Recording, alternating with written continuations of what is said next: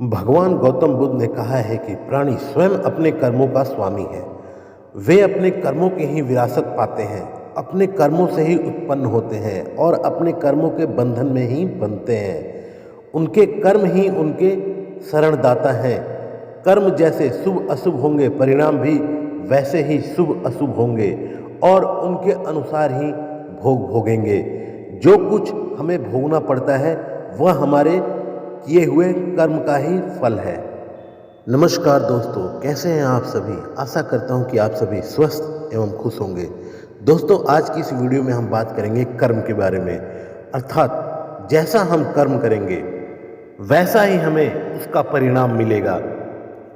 तो चलिए वीडियो को स्टार्ट करते हैं। वीडियो स्टार्ट करने से पहले यदि आप चैनल पर नए हैं तो चैनल को सब्सक्राइब कर दीजिए और साथ ही बेल आइकन को भी दबा दीजिए, जिससे कि हमारी आने वाली हर नई वीडियो का अपडेट सबसे पहले आपके पास पहुंच जाए। दोस्तों, जैसा कि हमने कई धर्म ग्रंथों, शास्त्रों में या धार्मिक सीरियलों में देखा है, जिसमें कहते हैं कि तू कर्म किए जा, फल की चिंता मत कर। अर्थात कर्म करना हमारे अधीन है और फल भगवान के हाथ में है। यानी हम अच्छा कर्म करेंगे तो हमें अच्छा फल मिलेगा, बुरा करेंगे तो हमें परिणाम भी बुरा ही मिलेगा। हम जैसा चाहें वैसा भविष्य बना सकते हैं। कर्म का विवेचन करने पर ज्ञात होता है कि उसके उद्गम के भी 3 स्थान हैं: मन, वचन और कर्म। मनसा वाचा कर्मणा, मानसिक, वाचिक और कायिक, यानी शारीरिक। आइए अब तीनों के बारे में जानते हैं, जैसे कायिक, वाचिक, मानसिक। सबसे पहले कायिक के बारे में जानते हैं। जो कर्म कायिक है सामान्यतः उसे ही प्रधानता दी जाती है, क्योंकि वही दिखाई देता है, जैसे किसी को मारना या शारीरिक यातना पहुंचाना। वाचिक, किसी को गाली देना, अपशब्द कहना या बुराई करना आदि, इसे भी थोड़ी गंभीरता से लिया जाता है। मानसिक, किसी के प्रति मन में बुरी भावना लाना आदि, इसे सामान्यतः बहुत ही मामूली बात समझा जाता है, परंतु वास्तव में यह मूल्यांकन गलत है। मानसिक कर्म विचार सबसे महत्वपूर्ण है, क्योंकि शेष दोनों प्रकार के कर्म, वाचिक और कायिक, का मूल उद्भव तो मन से ही होता है। जो कुछ भी बोला या किया जाता है उसका विचार पहले मन में ही उठता है। इसलिए किसी भी कर्म का मूल्यांकन करने से पहले उस समय मन की भावना को देखना होगा। जैसे कि एक डॉक्टर या वैद्य और एक हत्यारे का उदाहरण लें। दोनों ही शस्त्र का प्रयोग करते हैं। दोनों के शारीरिक कर्मों से एक निर्दोष व्यक्ति को पीड़ा होती है, जिसमें उसकी मृत्यु भी हो सकती है, परंतु डॉक्टर को कोई दोष नहीं देता, हत्यारे को जबकि दंड मिलता है। आखिर क्यों?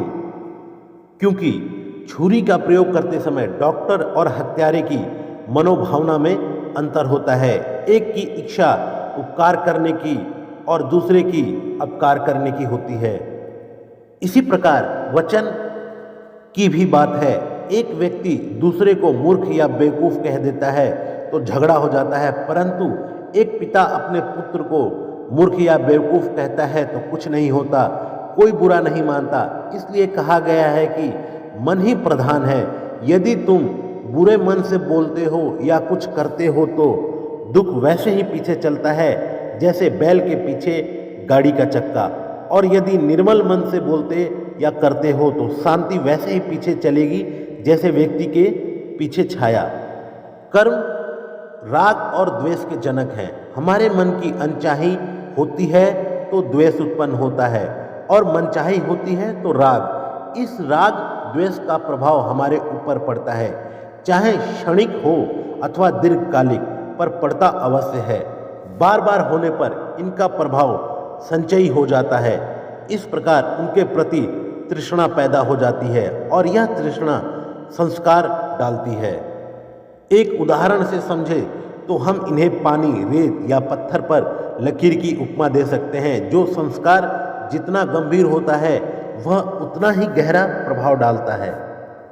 गीता के अनुसार ये कर्म अपने संस्कारों के कारण 3 प्रकार के हैं: कर्म, विकर्म और अकर्म।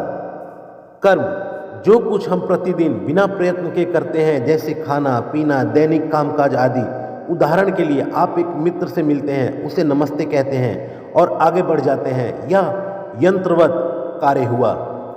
विकर्म।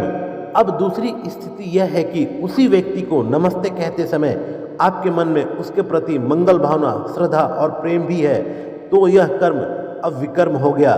कर्म केवल दिखावा मात्र था और यहाँ विकर्म के साथ मन भी जुड़ा हुआ है। जैसे एक डॉक्टर, वैद्य या नर्स यदि वे रोगी को साधारण रूप से देखकर मात्र दवाएं दें और मूल्य लें और रोगी स्वस्थ भी हो जाए तो यह एक कर्तव्य कर्म है। परंतु यदि रोगी को निदान, दवा आदि देते हुए उनके प्रति मन में आत्मीयता का भाव, सेवा की वृत्ति, दया और प्रेम के भाव हो तो यह विकर्म हो जाता है और इससे रोगी और वैद्य दोनों पर कुछ विलक्षण प्रभाव पड़ता है। तो दोस्तों, यह कहानी हमें यह संदेश देती है कि हमें सदैव अच्छे ही कार्य करने चाहिए और ज़िंदगी में हमेशा अच्छे लोगों को फॉलो करना चाहिए। तो दोस्तों, यह कहानी कैसी लगी कमेंट में ज़रूर बताना और यदि कहानी अच्छी लगी हो तो ज़्यादा से ज़्यादा शेयर कर देना। मिलते हैं अगली वीडियो में। धन्यवाद।